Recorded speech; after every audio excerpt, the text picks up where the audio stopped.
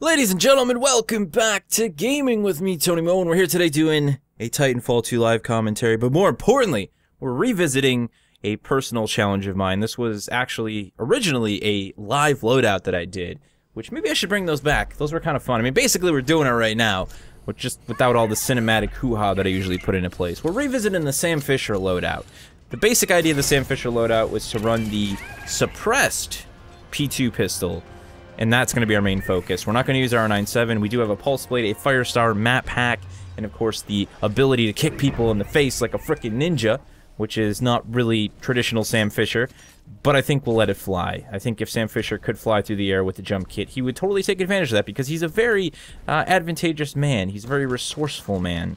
He has been throughout the years. Now, when we actually talk about Sam Fisher's pistol, that's something that I'd love to see someone do a video on. Because, man, that's like one of those things that's really evolved throughout the franchise. You know, we started off with, when we talk like old school Splinter Cell, he had basically a what looked to be a custom pistol, right? Is this guy really like, where the hell is he, dude? I can't tell if that's my guy with the G2 or there was totally one of their guys with the G2 just like camped out over here. Oh.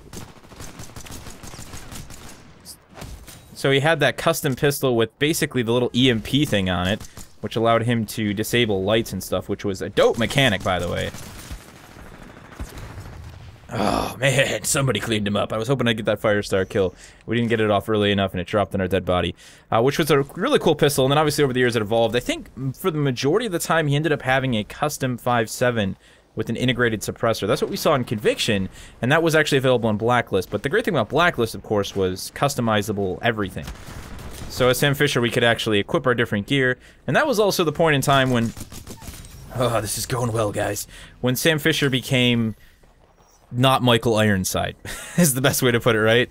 He was a different Sam Fisher, voiced by a different person. That was controversial for a lot of people, I know, but I think the new voice actor did a killer job as Sam Fisher, and that was, you know, Blacklist was a dope entry in the franchise. I mean, it was an amazing entry in terms of gameplay and everything that was on offering. But it was also a weird entry for me because it was one of those moments when you really couldn't tell, like, how old Sam Fisher was supposed to be. You know, like, Michael Ironside, I think, was very much tied to his voice and his age. So then all of a sudden we have this new guy come into play, and it's like, is he young again? You know, it was this big, it was like a Metal Gear Solid conundrum, basically. Oh, man. That's when you just get that spam on, ladies and gentlemen. What the hell are we stuck on, guys? I'm stuck on a ledge. I've never been stuck on a ledge in my entire life in Titanfall 2. Legitimately, I usually don't get stuck on things unless they're obvious. That was the first time in a long time I've actually been stuck on something. I'm like, what the hell was that all about? Oh, crap. Fortunately, this guy just hanging out in the open here, thinking that's gonna help him. And unfortunately it does, because he one-shotted me with the wingman. He must have had it amped.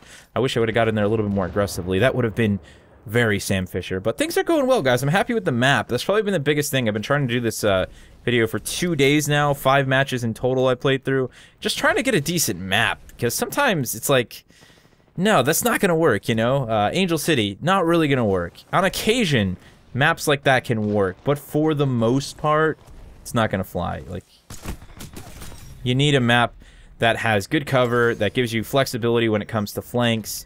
And Angel City is a map where you just end up dealing with people on rooftops. So no, it's the opposite of that, you know? What else did I have? I had Homestead at one point, which I actually attempted, which was probably a whole lot of silly, but I went for it anyways. That's what I'm talking about. Loving the combo on the Firestar, guys, is definitely a dope way to get that early damage and then just be able to clean up since we are running that suppressed. The great thing about the P2 is that even suppressed, I mean, you can still do enough damage to get kills. It's really just a matter of accuracy at the end of the day. And when I did this challenge originally, I hated it. I had like so many deaths, and I just uploaded anyways because I thought the commentary was fun.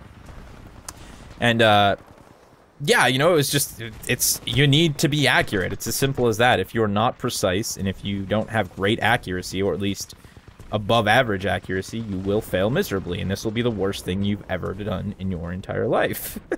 Be the worst decision you've ever made. Like, oh, why did I ever think this was gonna be fun? I'm trying to wonder, guys, if we've still got a target hanging out with the pilot sentry somewhere, but I think we're actually good. Wow, that was a feisty one.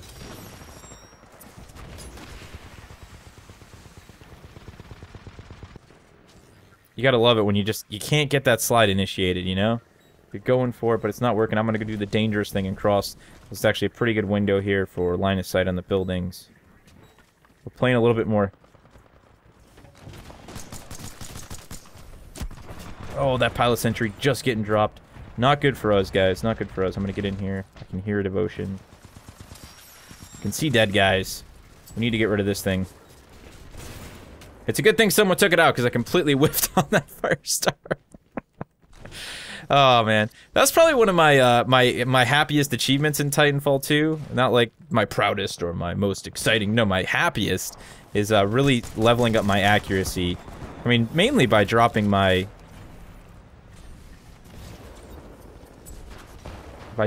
sensitivity, you know? That put me in a really good position, and I'm really excited about that. Oh, wow, that was a whole lot of suck, guys. I really got caught up in that gravity star. I thought we were kind of far enough away from it, but we were definitely not. Check that corner, check that corner. We got a guy coming up with the fire star. I think he's going to push. Yes, he is. He's going to push with that phase. Unfortunately, it's not enough. You can go to another dimension. I'll be waiting for you. Obviously, one of the great things that you should do, that I haven't been doing, is to also focus a little bit more on precise tap fire. You know, you don't need to always spam. Obviously, that's great if you're landing all your shots, but if you feel like you're going to start missing, there's a whole lot of value in just going poop, poop, poop, poop, just like that, you know? Especially at range, you only need like 4, 5, 6 shots, 7 shots, 8 shots, I'm not actually sure. It's a lot of shots. But if you tap fire nice and slow, depending on the engagement situation, you can relatively do well. You can do relatively well. I'm mixed up in my words right now. I'm not as calm and cool as Sam Fisher under pressure. But I'm happy with the results here. I mean, their team just not really playing smart, so this was a good match. You know, sometimes you just get those matches. We've actually had pretty solid positioning. I would say that their team is really just going down solely because of bad positioning. That's their main cause of death here. Oh, man. That could have been the sickest set of just clean house double kills right there, guys. I just didn't have it, though. I should have popped Firestar and rotated to defend my backside, but I was just kind of focused, you know? That's the big thing, you throw up Map Hack or you throw up, you know, a Pulse Blade, and it's really easy to get that sort of focus. Like, I'm going for this guy right here. That's all I'm worrying about. And then you got like 3 or 4 dots on your screen. It's like, no, you got a lot more than that to worry about. The hardest thing about the suppressor on this isn't actually the damage issue. It's... It kind of blocks the iron sights a little bit. It feels a bit weird. It's more so a mental thing, because I don't think it actually blocks them that much, but it does make the barrel seem longer. I mean, because it is longer. It doesn't make it seem longer. It is actually longer. There's a suppressor affixed at the end of it. And that kind of weirds me out when I'm going for precision shots sometimes. It's totally one of those weird mental things. You know, like, why do people ADS with the ult? It's just all mental at the end of the day. You know, eventually you'll realize you don't really need to, and I think there's definitely a benefit to being able to just hip fire, especially in, you know, high mobility situations. Oh man, it's getting feisty in here, guys. I'm gonna go ahead and block that doorway. I'd love to get a nice big like quad feed at the end here. Stacking them gravity stars. Oh man, not enough health to live through that one though. Whoever threw that G star, you're a real G. Let me tell you that, buddy. And unfortunately, we're gonna be dead. Every time I do these live loadouts with any sort of a crazy weapon, this is what it was like 4 or 5 months ago, right? You know, everybody for the longest time has been telling me, Tony, like, you've just been using a lot of alt and R97. Man, it was that first 3-4 months, dude, all I did was do crazy weapons like the SMR and stuff, and this is what it was like every time I would do a live loadout or do gameplay. Like, I'm always dead at the end, even if I did well. Not too bad, 16-5, we stayed alive. That's obviously the big thing, is going for survivability. It's easy to get really great positioning on Boomtown, especially Boomtown, for me, one of my favorite maps. It's a map that I know really well. I know good rotation on it, and obviously, it helps when you're playing pilots versus pilots and you know exactly where the enemy spawn is. So, all in all, I would say a relative success as we revisit the Sam Fisher challenge. If you guys would love to dive back into that suppressed P2 goodness and give the Sam Fisher challenge a try, feel free to let me know how it goes for you. If you got any funny stories, or if you just have some success or failure stories about it, let me know. I think we did like some pistol challenges right for the weekly community challenge not too long ago. So this is kind of taking it to the next level and strapping a suppressor on it and seeing just how Sam Fisher you can be. Bonus points. Bonus points. If you hit me up on Twitter with a video of you doing really well with it and getting into some really Sam Fisher situations. Maybe you got some nice combos with the Pulse Blade and the Fire Star. I always like when you guys send me clips on Twitter. I may not always directly reply to you, but trust me, I sit down and I watch them whenever I have a chance. I always really appreciate that stuff, especially you guys who are aspiring creators, YouTubers, trying to get your stuff out there and just, you know, getting back into it. Yeah, I appreciate that. When you send me stuff, you're like, hey, Tony, you know, thank you for the inspiration. Here's one of the videos I did. I'm always willing to check that stuff out. That's going to do it for me, though, guys. Thank you so much for watching.